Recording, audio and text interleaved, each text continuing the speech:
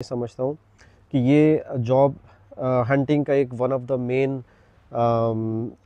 ये कह लें कि पिलर है और बहुत इम्पॉर्टेंट सेक्टर है जो कि बहुत सारे लोग इसको निगलेक्ट कर देते हैं। कल्चर है और एक सर्वे के मुताबिक 60% जो है वो लोग अभी रिसेंटली हायर हुए हैं जो कि इंटरनल वहाँ पे। और ज़रूरी नहीं कि सिर्फ आप ये रिलेशनशिप इसलिए बिल्ड करें कि आपको जॉब चाहिए, इसके बहुत सारे मल्टी बेनिफिट्स होते हैं। वो बहुत सारे और भी चीज़ें हैं। इट्स कंप्लीट रेसिपी, यानी कि ये उसमें से कुछ ऐसी चीज़ें हैं। हेलो गाइस, कैसे? उम्मीद है आप लोग खैरियत से होंगे। जी हाँ, थंबनेल में तो आपने देख ही लिया होगा कि आज मैं बात करूँगा the hidden job market in New Zealand. जी हाँ, चौंक तो आप गए होंगे। शायद आपको नहीं पता हो कि न्यूजीलैंड के अंदर 40 to 70% जो जॉब्स हैं वो एडवर्टाइज़ ही नहीं होती हैं। इसका क्या मतलब हो, यानी कि वो जॉब मार्केट में आती ही नहीं है। यानी कि जो भी मेजर जॉब की वेबसाइट्स हैं, इसमें सीक है या इसके अलावा और दूसरे वेबसाइट्स हैं, ये जॉब्स उस पर आती ही नहीं है। तो अब इसका क्या मतलब हो कि ये जॉब वहाँ पे नहीं आती, तो फिर ये कहाँ आती है, एडवर्टाइज़ कहाँ होती है? तो ये ज़्यादातर जो जॉब्स होती हैं वो वर्ड ऑफ माउथ से जॉब फिल होती हैं, पोजीशंस, ठीक है। और अब इसमें इसको कैसे अचीव किया जाए, ये मैं आज की वीडियो में आपको कवर करूँगा कि आप इन जॉब्स को कैसे जो है वो क्लिक कर सकते हैं और वो कौन कौन से टिप्स हैं और कौन सी चीज़ें हैं जिनका आपने ख्याल रखना है और जो कि इन जॉब्स को हासिल करने के लिए बहुत इम्पॉर्टेंट है। तो चलें वीडियो को शुरू करते हैं, आखिर तक देखिएगा। आई होप कि वीडियो से आपको काफ़ी इन्फॉर्मेशन मिले। तो चलें, सबसे पहले मैं ये बताता हूँ कि ये जो 40 to 70% जॉब जो हैं, जो हिडन जॉब्स हैं और जो कि वर्ड ऑफ माउथ से क्यों होती है, इसका क्या रीज़न है। अच्छा, उसका सबसे पहला रीज़न तो ये है कि जो एम्प्लॉयर्स होते हैं यहाँ पे, अगर वो किसी यानी कंसल्टेंट के थ्रू जाते हैं तो उनको अच्छा खासा अमाउंट पे करना पड़ता है। एक तो ये रीज़न है, ठीक है। This is not the only reason, this is one of the reason. एक कॉस्ट कटिंग भी होती है। दूसरा ये है कि बहुत सारी जो कंपनीज़ हैं, ऑर्गेनाइजेशन है न्यूजीलैंड के अंदर, वो जो है वो इंटरनल रेफरल सिस्टम उनका होता है। यानी कि जो उनका इंटरनेट होता है या जो उनके ऑर्गेनाइजेशन है, वहीं पे जो एग्जिस्टिंग एम्प्लॉयज़ हैं उनसे कहते हैं कि अगर आपके कोई फ्रेंड है या आपके कोई भी रिलेटिव है जो कि इस पोजीशन के लिए सूटेबल है, आप उनको रेफ़र कर सकते हैं। अच्छा, अब इससे होता क्या है, इससे दो तीन फ़ायदे होते हैं।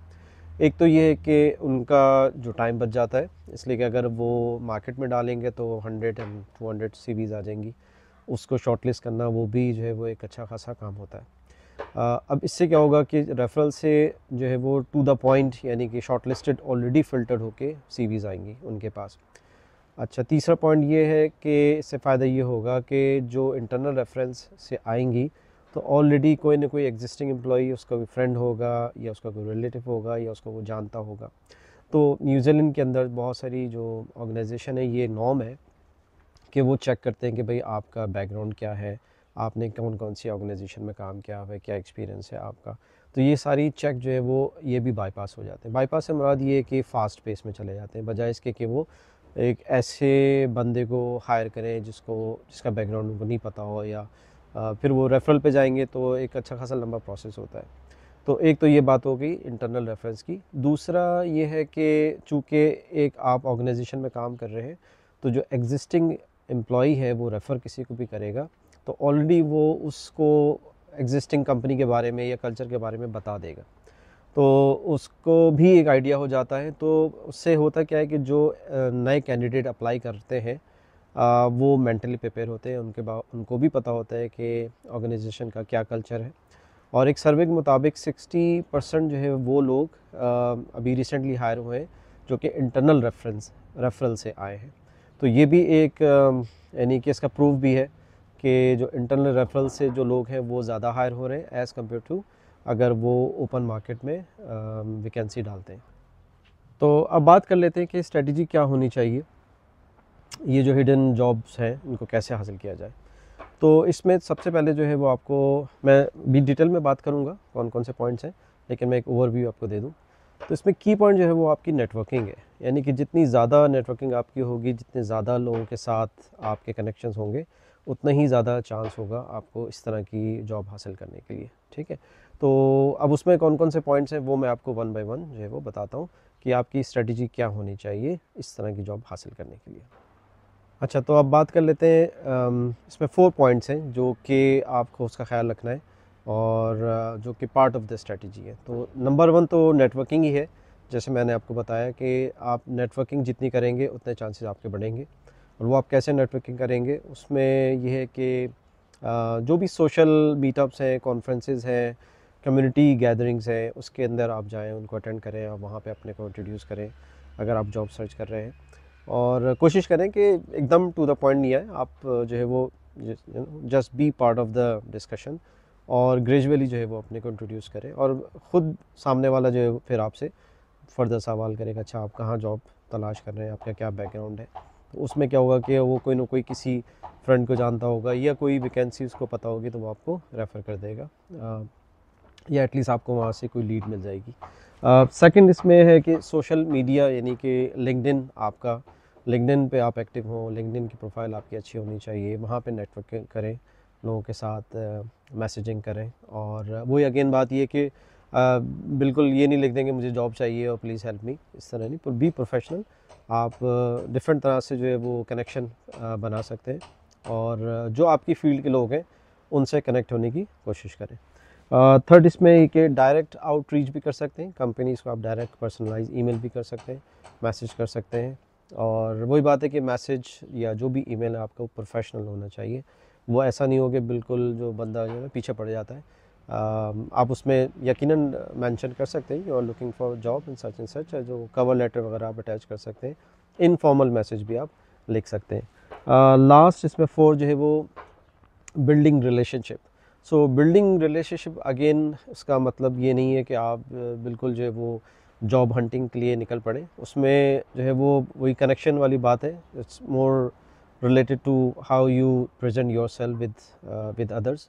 तो डिफरेंट तरह की जो है वो आप प्रोग्राम्स में जाएं, गैदरिंग में जाएं वहाँ पे, और ज़रूरी नहीं कि सिर्फ आप ये रिलेशनशिप इसलिए बिल्ड करें कि आपको जॉब चाहिए।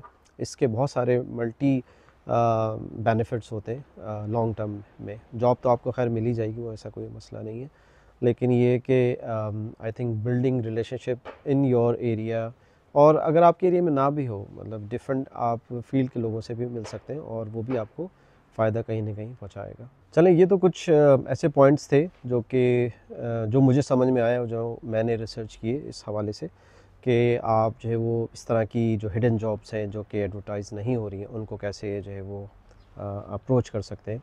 लेकिन इसके साथ साथ जो है वो बहुत सारे और भी चीज़ें हैं। इट्स कंप्लीट रेसिपी, यानी कि ये उसमें से कुछ ऐसी चीज़ें हैं। मैं ये नहीं कह रहा कि अगर आप ये कर लेंगे तो जॉब आपकी फ़ौरन ही हो जाएगी।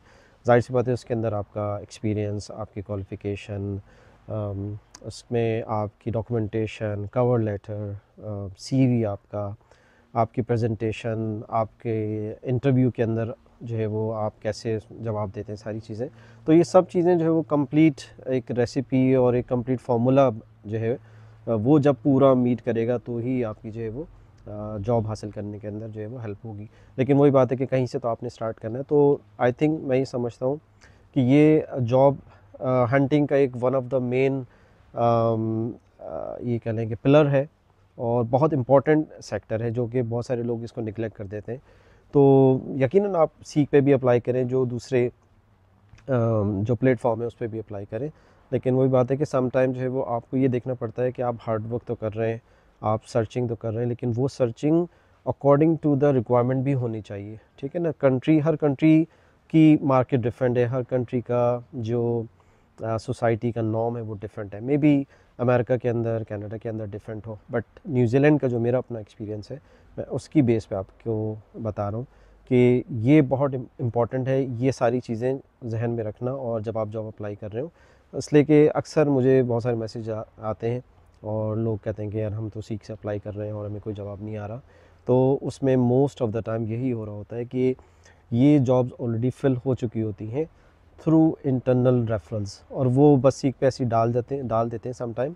ऐसा नहीं है कि सीक पे जो जॉब्स हैं वो रियल नहीं होती हैं उसमें से, लेकिन उसमें से अच्छी खासी, जैसे मैंने कहा कि 40 to 70% जॉब जो है वो इंटरनल या रेफरल से या वर्ड ऑफ माउथ से फिल हो जाती हैं। और उसके मैंने आपको रीज़न भी बताए कि वो क्यों जो एम्प्लॉयज़ है वो प्रेफर कर रहा होता है। उसमें इनके कॉस्ट बेनिफिट भी है, उसमें टाइम भी है, उसमें ट्रस्ट फैक्टर, ये सारी चीज़ें हैं। तो अगर आप खुद एम्प्लॉयर हैं, तो अगर आप वो एम्प्लॉयर बन के सोचें तो आपको भी जो है वो सेंस लगेगा इसके अंदर। ठीक है, तो आई होप कि ये सारी चीज़ें जो मैंने आपको बताई इसको फ़ायदा देंगी और आप इसको अप्लाई करेंगे। और इसके अलावा अगर आपको कोई अपना पर्सनल एक्सपीरियंस है तो आप जो है कमेंट सेक्शन में लिखिएगा, या कोई क्वेश्चन है इससे रिलेवेंट। मैंने इससे पहले 2-3 वीडियोस बनाई हैं जॉब हंटिंग के हवाले से डिटेल, तो उसका मैं लिंक जो है वो शेयर कर दूंगा डिस्क्रिप्शन के अंदर, तो आप वहाँ से भी देख सकते हैं। चलें, आई थिंक इतना ही आज की वीडियो में। तो वीडियो अगर अच्छी लगी हो तो लाइक करिएगा, शेयर करिएगा अपने फ्रेंड के साथ, में भी किसी और को फ़ायदा हो जाए इस कंटेंट से। और अगर चैनल नहीं सब्सक्राइब किया है तो वो भी कर लें, ताकि मेरे आने वाली वीडियो आप देख सकें। तो तब तक के लिए इजाज़त दीजिए, मिलते हैं नेक्स्ट वीडियो में। Take care, bye bye.